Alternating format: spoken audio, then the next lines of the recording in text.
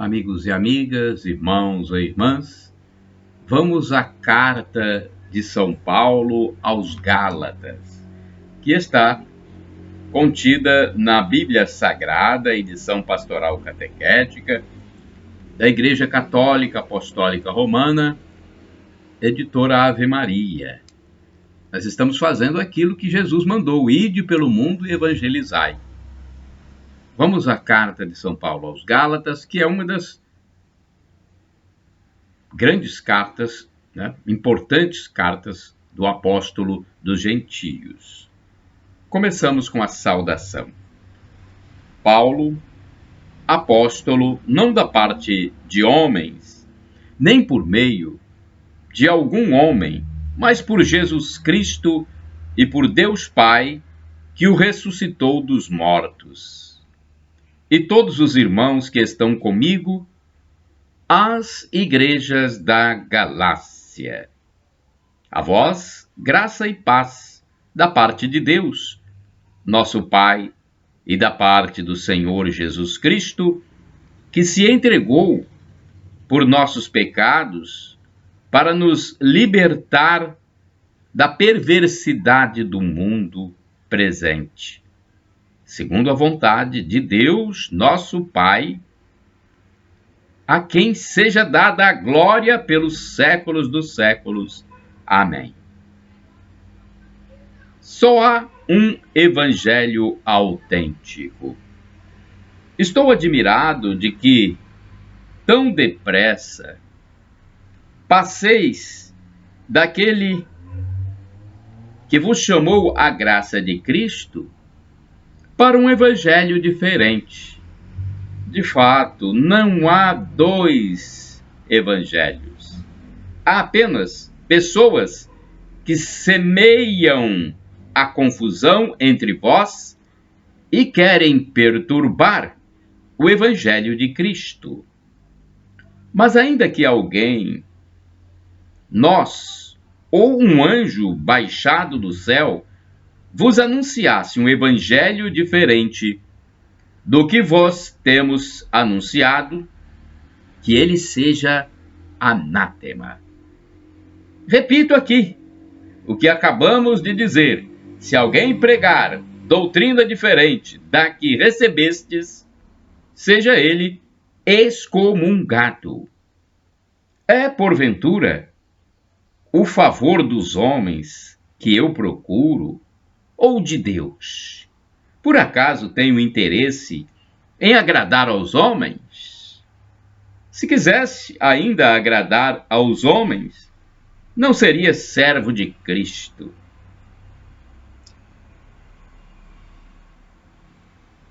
Asseguro-vos, irmãos, que o evangelho pregado por mim não tem nada de humano. Não o recebi nem o aprendi de homem algum, mas mediante uma revelação de Jesus Cristo. Certamente, ouvistes falar de como outrora eu vivia no judaísmo, com que excesso perseguia a igreja de Deus e a assolava.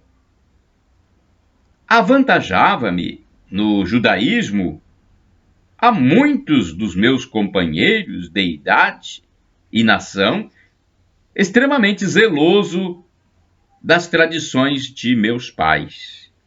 Mas, quando aprouve aquele que me reservou desde o seio de minha mãe e me chamou pela sua graça para revelar seu Filho em minha pessoa, a fim de que eu o tornasse conhecido entre os gentios, imediatamente, sem consultar a ninguém, sem ir a Jerusalém para ver os que eram apóstolos antes de mim, parti para a Arábia.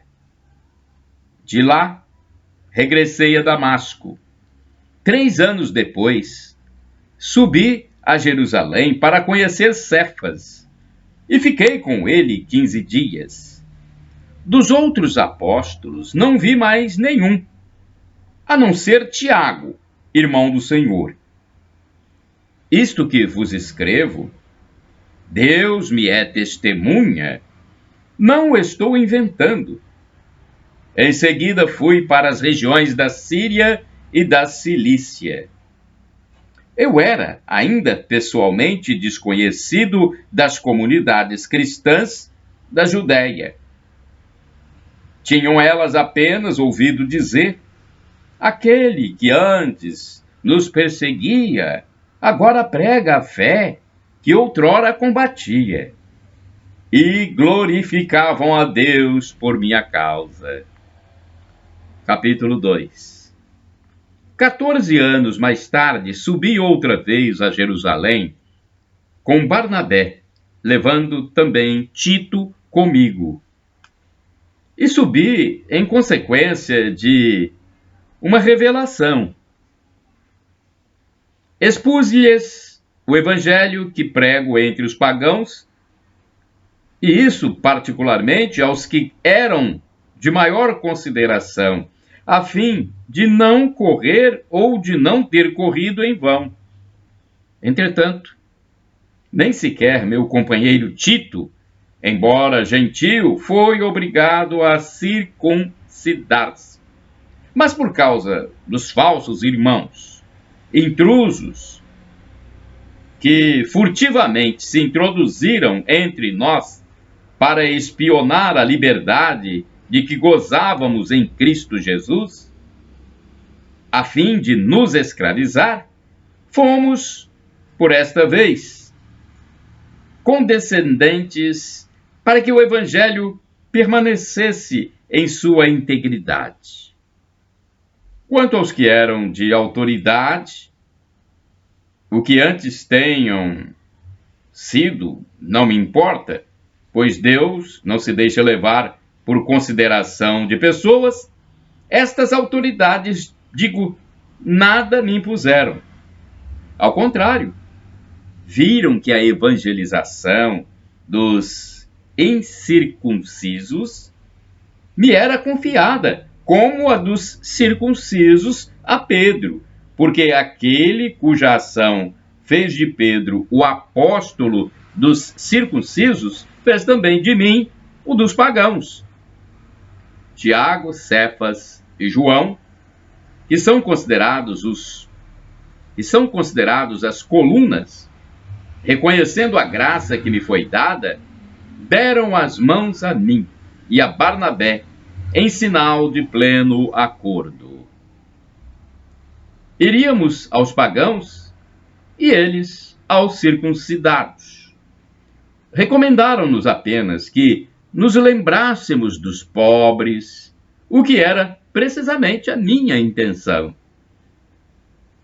Quando, porém, Cefas veio a Antioquia, resisti-lhe francamente, porque era censurável, pois antes de chegarem alguns homens da parte de Tiago, ele comia com os pagãos convertidos. Mas, quando aqueles vieram, retraiu-se e separou-se destes, temendo os circuncidados. Os demais judeus convertidos seguiram-lhe a atitude equivocada, de maneira que mesmo Barnabé foi levado por eles a essa dissimulação. Quando vi que o seu procedimento não era segundo a verdade do Evangelho, disse a Cefas, em presença de todos: se tu, que és judeu, vives como os gentios e não como os judeus, com que direito obrigas os pagãos convertidos a viver como os judeus? Nós, judeus de nascença e não pecadores dentre os pagãos, sabemos, contudo, que ninguém se justifica pela prática da lei, mas somente pela fé em Cristo Jesus. Também nós cremos em Jesus Cristo e tiramos assim nossa justificação da fé em Cristo e não pela prática da lei, pois pela prática da lei nenhum homem será justificado.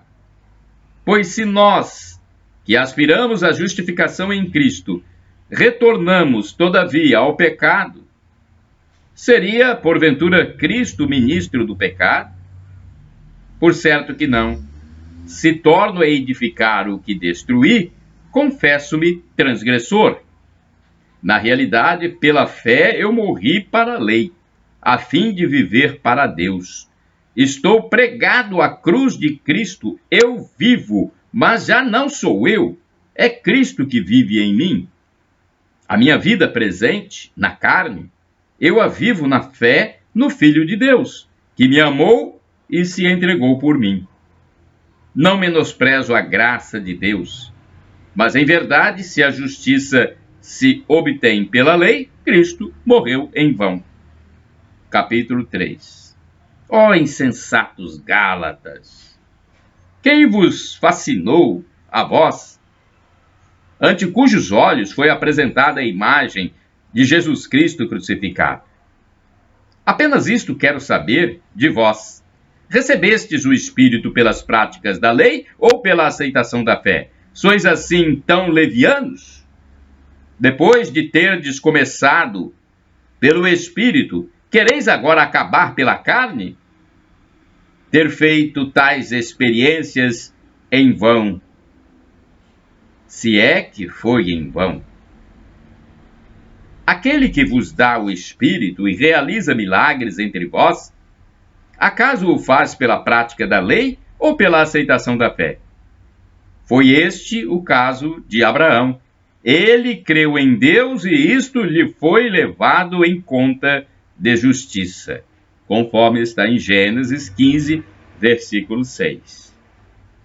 Sabei, pois, só os que têm fé é que são filhos de Abraão. Prevendo a Escritura que Deus justificaria os povos pagãos pela fé, anunciou esta boa nova a Abraão: em ti todos os povos serão abençoados. Gênesis 18, versículo 18. De modo que os homens de fé são abençoados com a bênção de Abraão, homem de fé.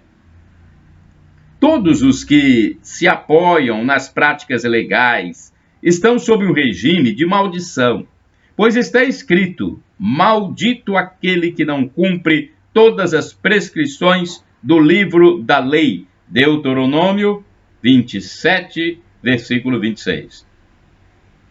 Que ninguém é justificado pela lei perante Deus é evidente, porque o justo viverá pela fé. Ora, a lei não provém da fé, e sim do cumprimento. Quem observa estes preceitos viverá por eles. Levítico 18, versículo 5. Cristo remiu-nos da maldição da lei, fazendo-se por nós maldição, pois está escrito: maldito todo aquele que é suspenso no madeiro. Deuteronômio 21, versículo 23. Assim, a bênção de Abraão se estende aos gentios em Cristo Jesus, e pela fé recebemos o Espírito prometido. Irmãos, vou apresentar-vos uma comparação de ordem humana. Se um testamento for feito em boa e devida forma por quem quer que seja, ninguém o pode anular ou acrescentar-lhe alguma coisa. Ora, as promessas foram feitas a Abraão e à sua descendência. Não diz aos seus descendentes, como se fossem muitos, mas fala de um só: e a tua descendência. Gênesis 12, versículo 7. Isto é, a Cristo. Afirmo, portanto, a lei que veio 430 anos mais tarde não pode anular o testamento feito por Deus em boa e devida forma, e não pode tornar sem efeito a promessa. Porque se a herança se obtivesse pela lei, já não proviria da promessa. Ora, pela promessa é que Deus deu o seu favor a Abraão. Então, que é a lei? É um complemento ajuntado em vista das transgressões, até que viesse a descendência a quem fora feita a promessa. Foi promulgada por anjos, passando por um intermediário. Mas não há intermediário, tratando-se de uma só pessoa, e Deus é um só. Portanto, é a lei contrária às promessas de Deus? De nenhum modo. Se fosse dada uma lei que pudesse vivificar, em verdade, a justiça viria pela lei. Mas a Escritura encerrou tudo sob o império do pecado para que a promessa, mediante a fé em Jesus Cristo, fosse dada aos que creem. Antes que viesse a fé, estávamos encerrados sob a vigilância de uma lei, esperando a revelação da fé. Assim, a lei se nos tornou pedagogo encarregado de levar-nos a Cristo para sermos justificados pela fé. Mas, depois que veio a fé, já não dependemos de pedagogo, porque todos sois filhos de Deus pela fé em Jesus Cristo. Todos vós que fostes batizados em Cristo, vos revestistes de Cristo. Já não há judeu nem grego, nem escravo nem livre, nem homem nem mulher, pois todos vós sois um em Cristo Jesus. Ora, se sois de Cristo, então sois verdadeiramente a descendência de Abraão, herdeiros segundo a promessa. Capítulo 4. Explico-lhe. Enquanto o herdeiro é menor, em nada difere do escravo, ainda que seja senhor de tudo, mas está sob tutores e administradores, até o tempo determinado por seu pai. Assim também nós, quando menores, estávamos escravizados pelos rudimentos do mundo, mas quando veio a plenitude dos tempos, Deus enviou seu Filho, que nasceu de uma mulher e nasceu submetido a uma lei, a fim de remir os que estavam sob a lei, para que recebêssemos a sua adoção. A prova de que sois filhos é que Deus enviou aos vossos corações o Espírito de seu Filho, que clama, Abba, Pai. Portanto, já não és escravo, mas filho. E, se és filho, então também herdeiro por Deus. Outrora, é certo, desconhecendo a Deus, servíeis aos que na realidade não são deuses. Agora, porém, conhecendo a Deus, ou melhor, sendo conhecidos por Deus, como é que tornais aos rudimentos fracos e miseráveis, querendo de novo escravizar-vos a eles? Observais dias, meses, estações e anos. Temo que os meus esforços entre vós tenham sido em vão. Irmãos, sede como eu, pois também eu me tornei como vós. Não tenho nenhum motivo de queixa contra vós. Estais lembrados de como eu estava doente, quando pela primeira vez vos preguei o Evangelho, e fui para vós uma provação por causa do meu corpo? Mas nem por isso me desprezastes, nem rejeitastes. Antes me acolhestes como um enviado de Deus, como Cristo Jesus. Onde está agora aquele vosso entusiasmo? Asseguro-vos que, se possível fora, teríeis arrancado os vossos olhos para nos dar. Tornei-me acaso vosso inimigo, porque vos disse a verdade? Eles vos testemunham amizade com má intenção e querem separar-vos de mim para captar a vossa amizade. É maravilhoso receber demonstrações de boa amizade, mas que seja em todas as circunstâncias, e não somente quando estou convosco. Filhinhos, filhinhos meus, por quem de novo sinto dores de parto, até que Cristo seja formado em vós. Quem me dera estar agora convosco para descobrir o tom que convém à minha linguagem, visto que eu me encontro extremamente perplexo a vosso respeito. Dizei-me, vós, que quereis estar sujeitos a uma lei. Não ouvis a lei? A Escritura diz que Abraão teve 2 filhos, um da escrava e outro da livre. O da escrava, filho da natureza, e o da livre, filho da promessa. Nestes fatos, há uma promessa. Ou melhor, nestes fatos, há uma alegoria, visto que aquelas mulheres representam as 2 alianças. Uma, a do Monte Sinai, que gera para a escravidão, é Agar. O Monte Sinai está na Arábia.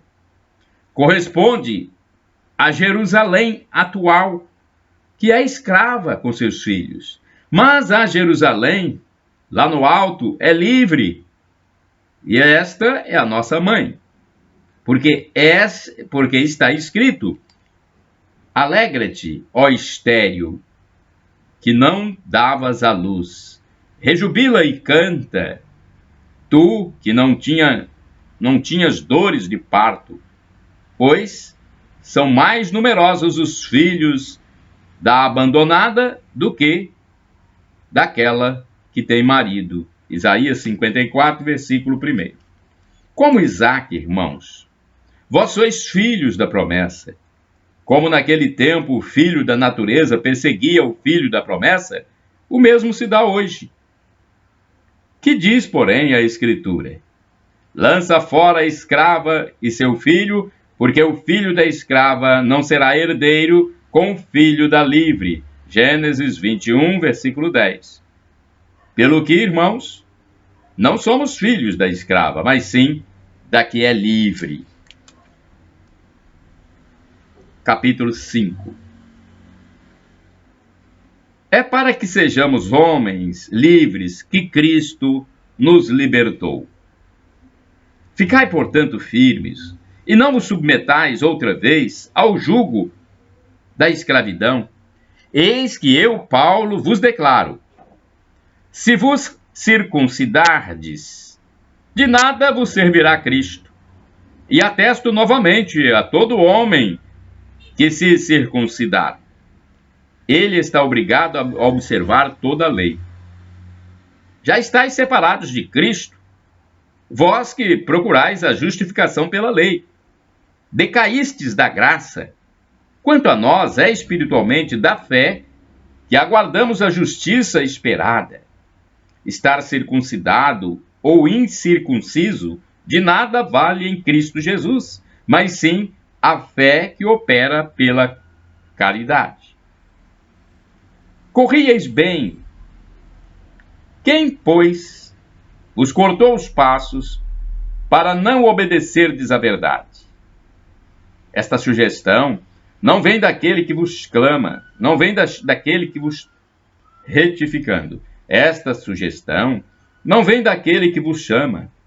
Um pouco de fermento leveda toda a massa. Tenho confiança no Senhor a vosso respeito, que de maneira alguma mudaríeis de sentir. Portanto, quem vos perturbar responderá por isto, seja quem for. Se é verdade, irmãos, que ainda prego a circuncisão, por que então sou perseguido? Assim, o escândalo da cruz teria cessado. Oxalá acabem por mutilar-se os que vos inquietam. Vós, irmãos, fostes chamados à liberdade. Não abuseis, porém, da liberdade como pretexto para prazeres carnais. Pelo contrário, fazei-vos servos uns dos outros pela caridade, porque toda a lei se encerra num só preceito: amarás teu próximo como a ti mesmo. Levítico 19, versículo 18. Mas se vos mordeis e vos devorais, vede que não acabeis por vos destruirdes uns aos outros. Digo, pois, deixai-vos conduzir pelo Espírito, e não satisfareis os apetites da carne. Porque os desejos da carne se opõem aos do Espírito, e estes aos da carne, pois são contrários uns aos outros. É por isso que não fazeis o que quereríeis.